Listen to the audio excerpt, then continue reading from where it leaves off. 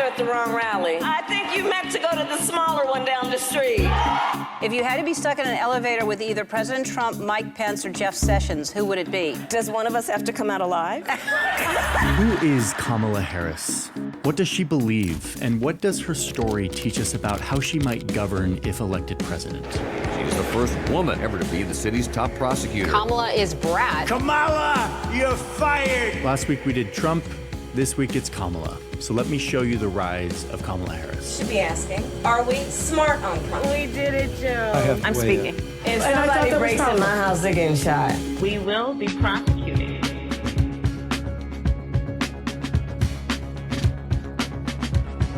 My mother had another lesson she used to teach. Never let anyone tell you who you are. You showed them who you are.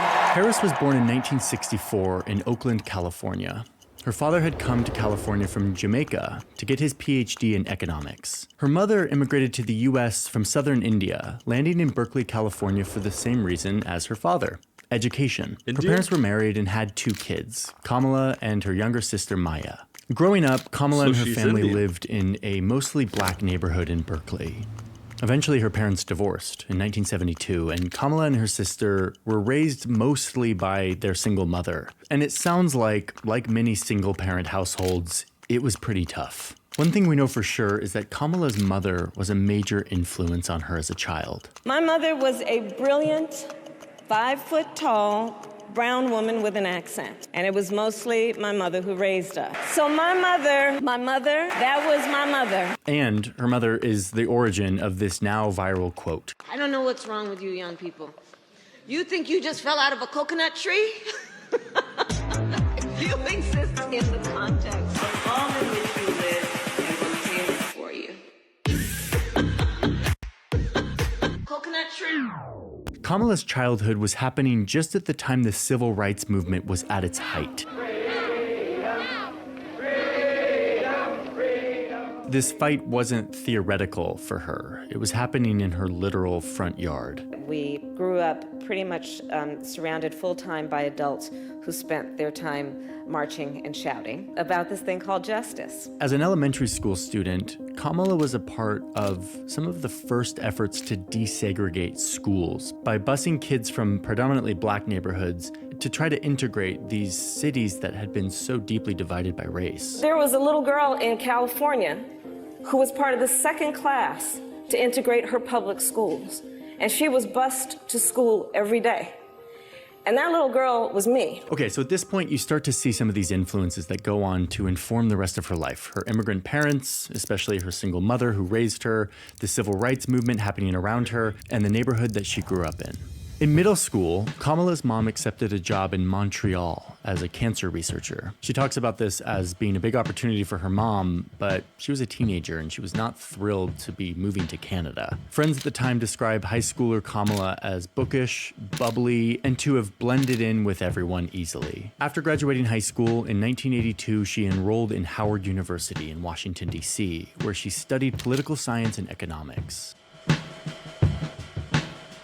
During her time at college, she took on student leadership positions, participated on the debate team, and continued to show an interest in activism, participating in protests on campus. While in DC, you also start to see her turn more towards politics. She spends both her summers and during the school year interning at government institutions, places like the Federal Trade Commission, or interning for a California senator. She worked at the National Archives. She was a tour guide at the U.S. Bureau of Engraving and Printing. And in between all of this, she also took on summer jobs to make money, the most famous of which being her stint at McDonald's. Which, like, during this election, people have been trying to debunk or, like, spread rumors that she didn't work at McDonald's, like it's some highly controversial thing. Anyway, the point here is there's a major paradox happening in Harris's life that we start to see. On one hand, she's influenced by activism.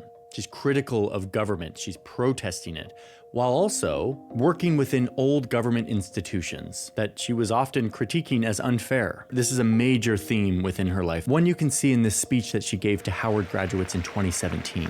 You can march for Black lives on the street, And you can ensure law enforcement accountability by serving as a prosecutor or on a police commission. Somebody is going to make the decision.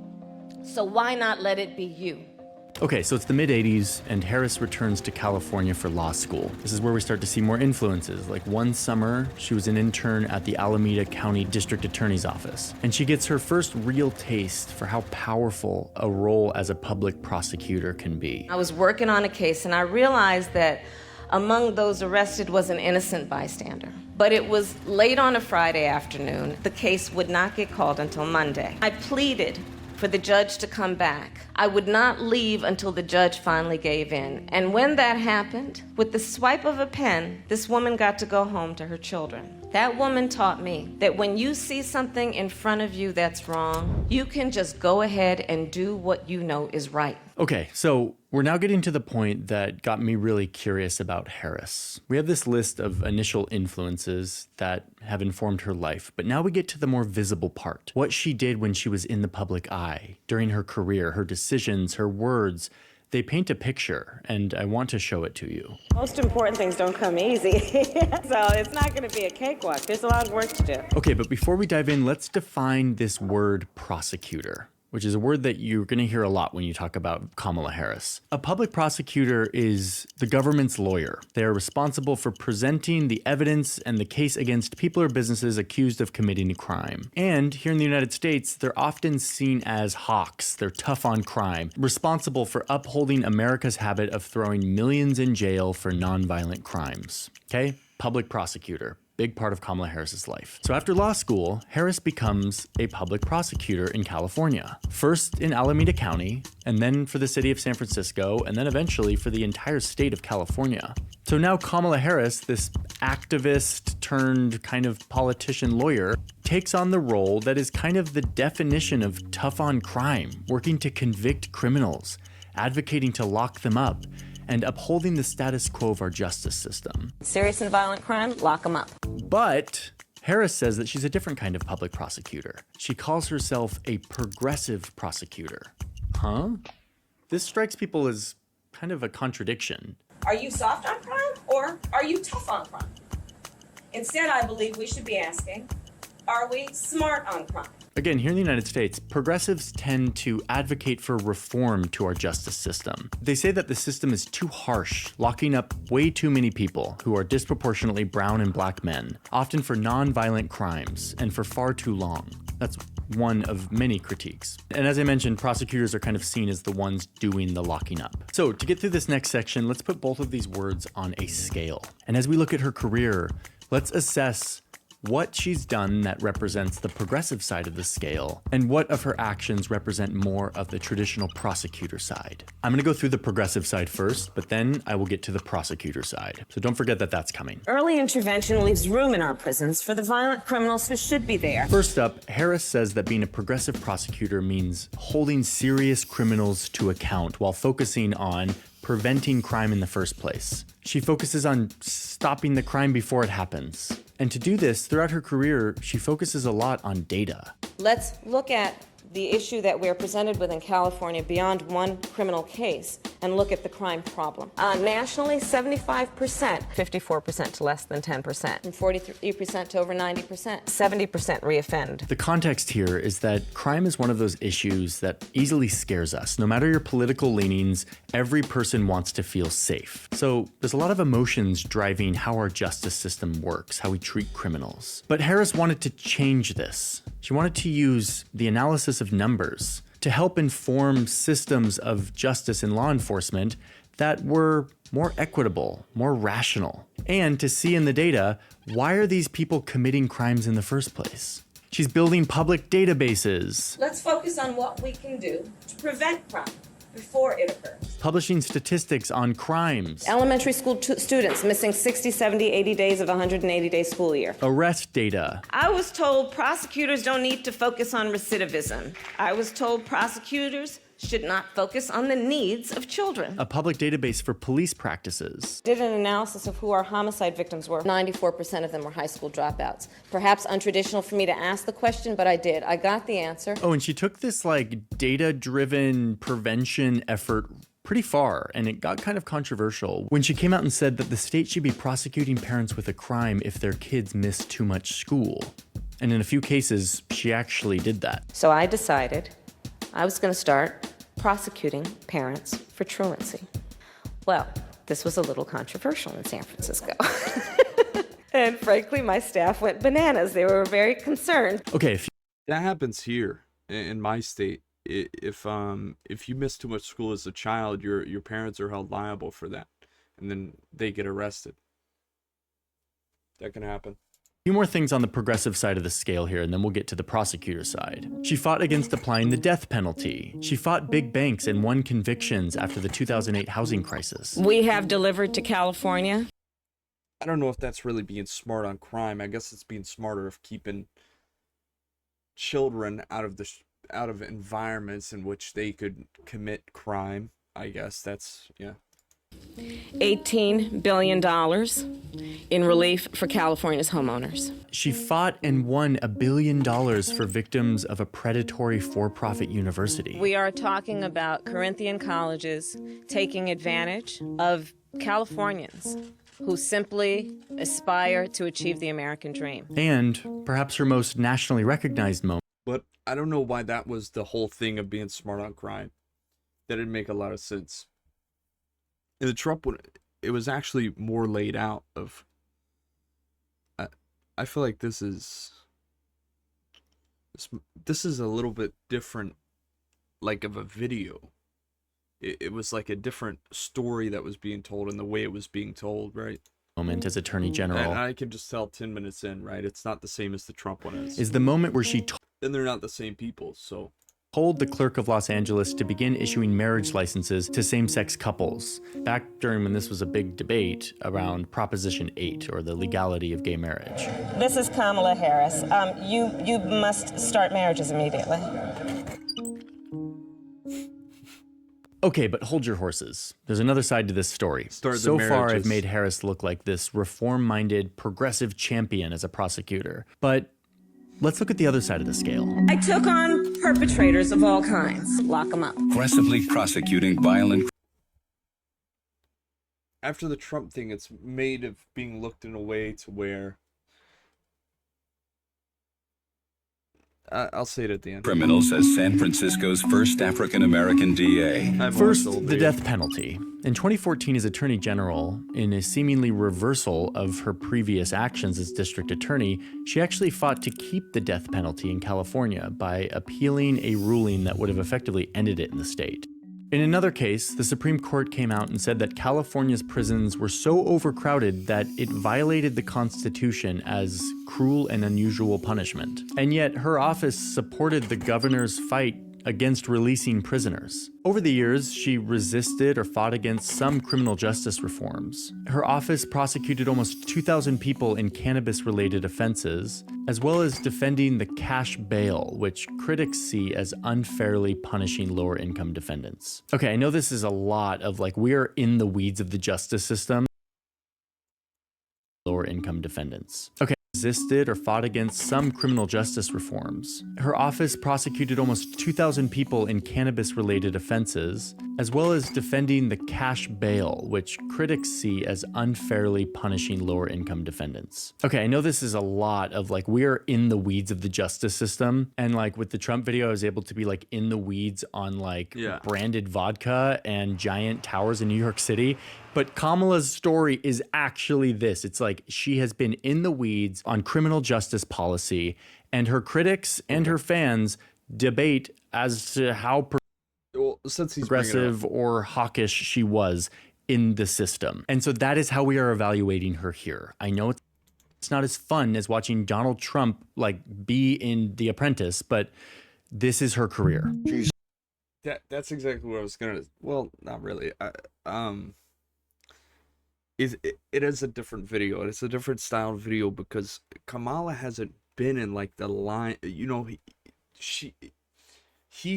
Donald Trump was on TV shows, he had brands, he has hotels, he has these things, and it's very different. It was a very different upbringing. This one is very more a lot more kind of straight and narrow, you know what I mean? And Trump's is more like, you know, and I feel like the people feel that while they're voting. They know this. Like, it's either you're getting like a traditional run-of-the-mill, oh, they've been through the blah blah blah, they've been in the law the whole time or whatever. And with Trump, you're kind of getting this guy who's rich.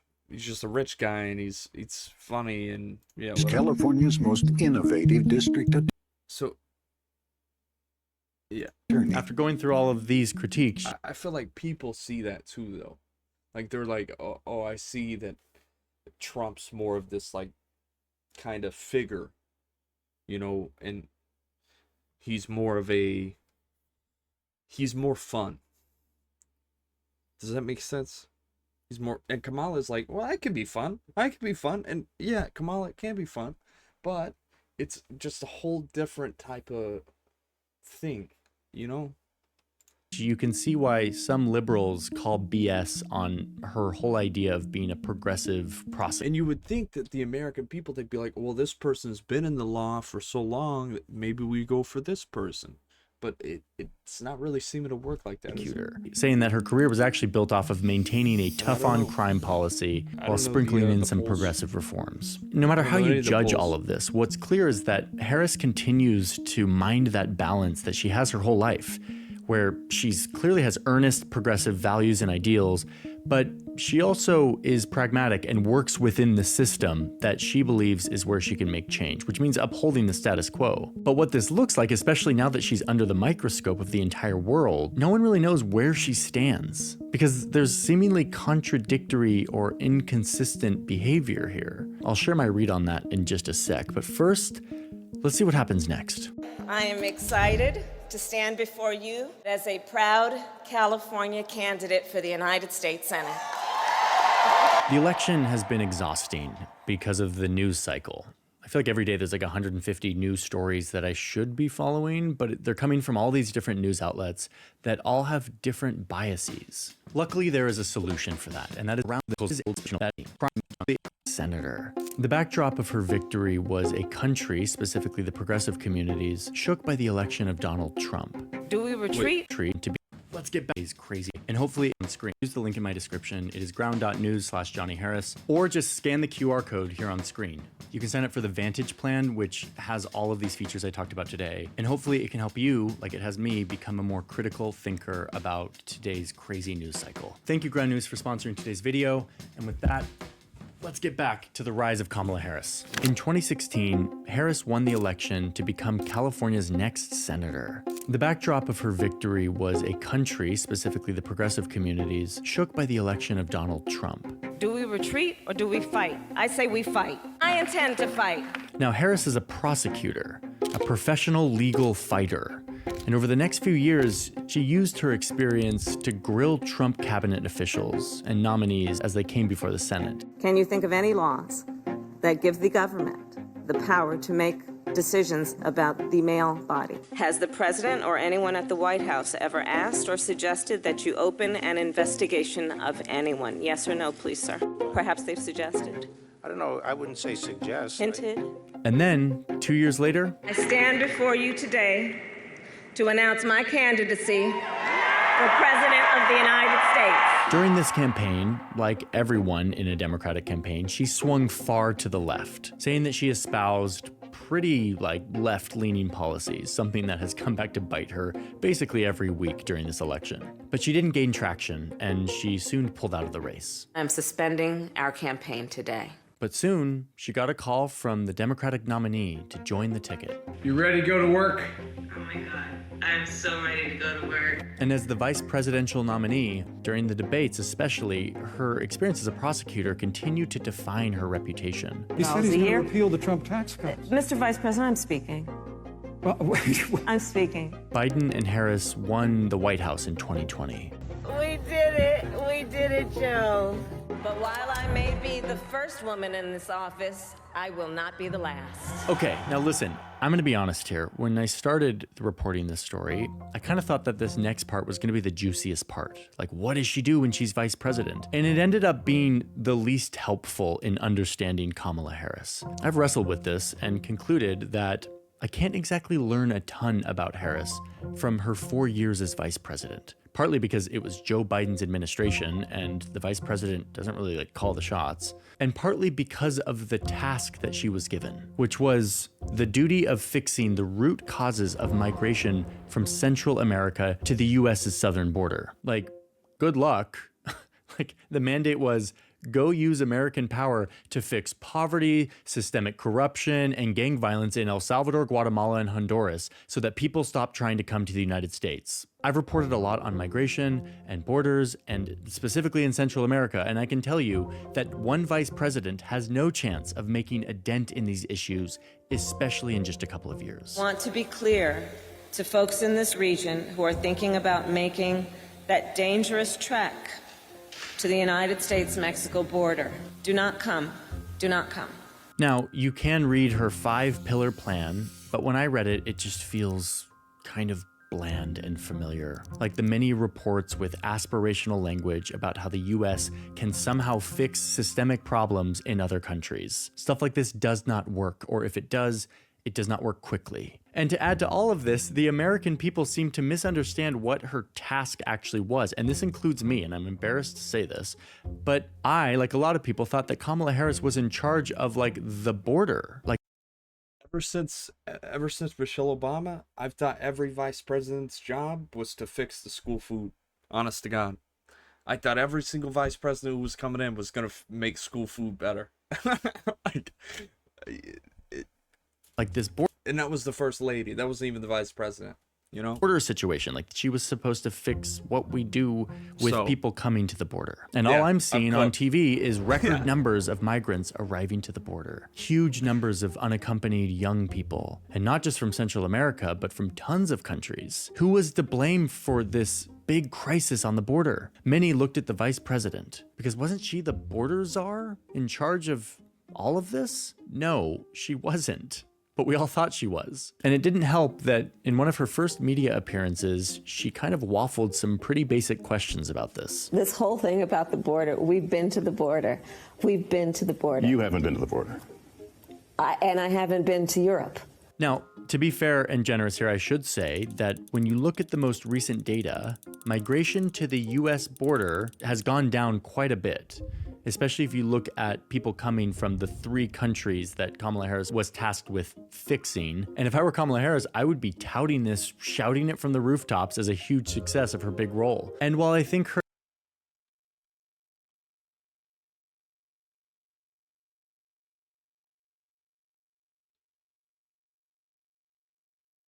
Oh, from these 3 countries? That's it? the 3 countries that Kamala Harris was tasked with fixing. And if I were Kamala Harris, I would be touting this, shouting it from the rooftops as a huge success of her big role. And while I think her initiatives of meeting with the leaders and trying to get more business to send. Why does it seem like now there is more media, there's more articles being written about the amount of people, illegal immigrants, the amount of people who are undocumented in the U.S.? Why is it now that it's like this? Rather than, look at 2023 though. Has gone down What the fuck happened there?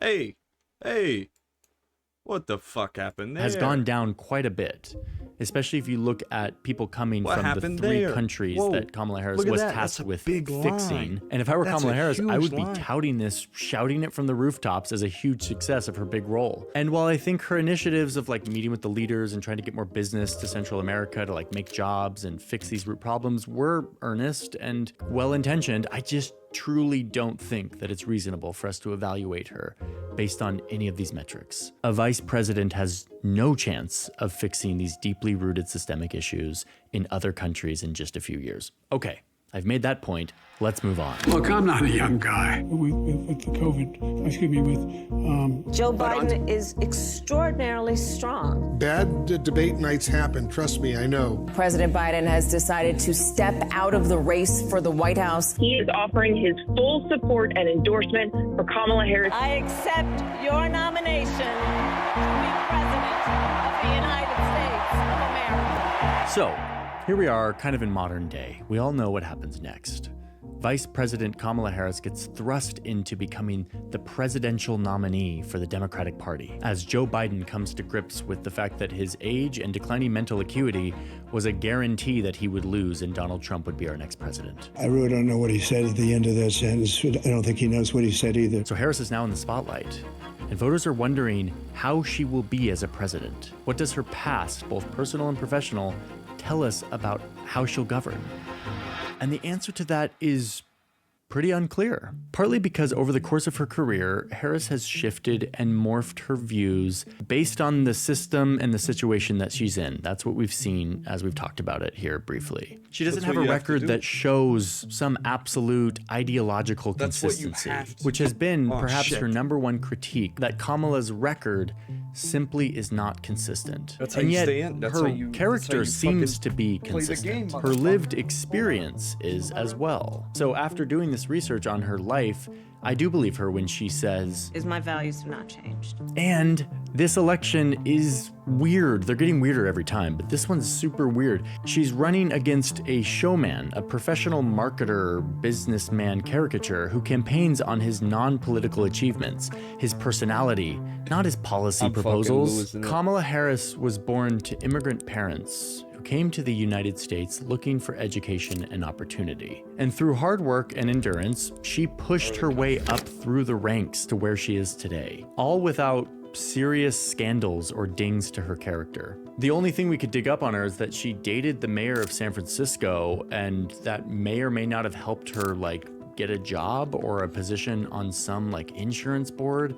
But this was a consensual relationship. There was no cheating. It's not very juicy. So regardless of what you think of her politics, her stance on crime, I do think it is still legitimate to consider this personal character, especially when we're thinking about the most powerful person in our country, the leader of the country. Because leaders lead with their personal experience as a guide. And this woman has lived a life that allows her to relate to a lot of everyday Americans, something that seems to be in short supply among leaders these days. So I don't know how Kamala Harris will govern if she becomes president. But from looking at her record, I do feel fairly convinced that she has a sense of ethics and morals and values.